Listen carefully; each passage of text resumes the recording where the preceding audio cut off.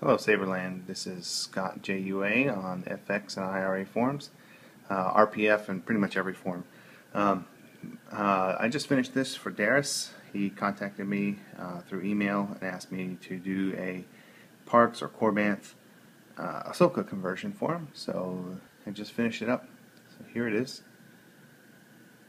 He sent this to me in mail, and then I disassembled it and went ahead and converted it. The problem with it when it comes to already assembled is Jeff, when he assembles these, uses super glue to attach some of the pieces, and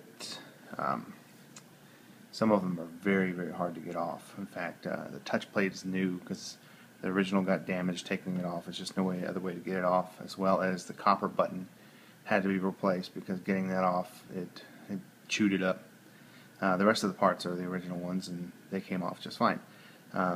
However, it was already anodized, as the last few I got from Jeff directly had no anodizing at all. They were just bare aluminum inner tubes, and I went ahead and painted them and machined grooves down in them.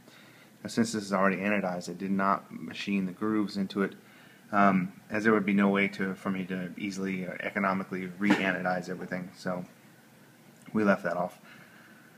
But here it is. It's got a Plector Labs Nano Biscotti soundboard in it, 18500 battery pack, a Tri-Rebel green wired in parallel.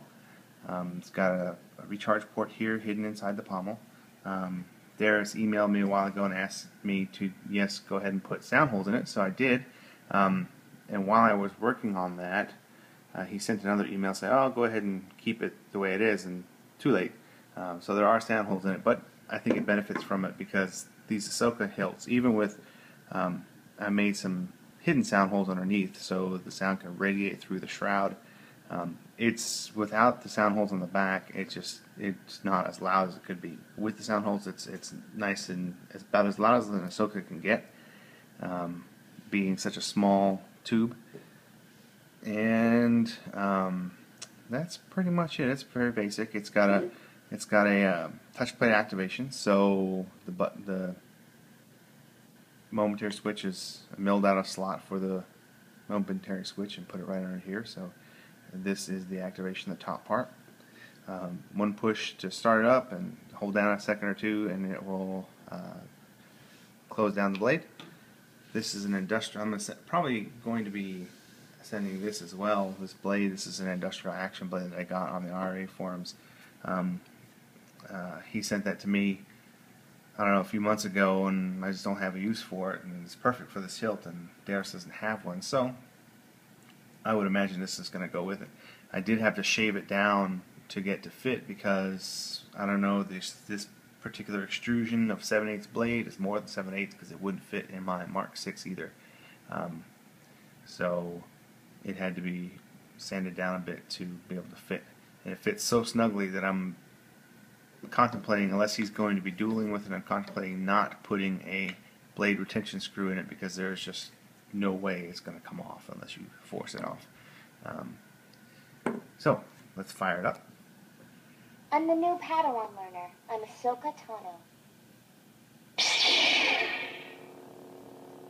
Being a Nano, there's no flash on clash. I mean, well, I'd say it shimmers on clash, but it doesn't flash a different color because all these dyes are green. It's very bright. It's brighter than my CF6 with the color extender running, pushing green. So it's brighter than a single green, of course. And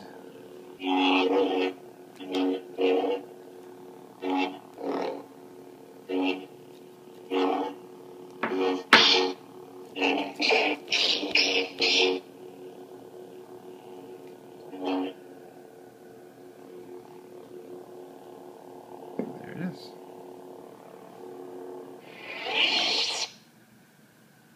Hope you enjoy it. One little bit I wanted to add was I wanted to show the SD card access and recharge port access. So let me go ahead and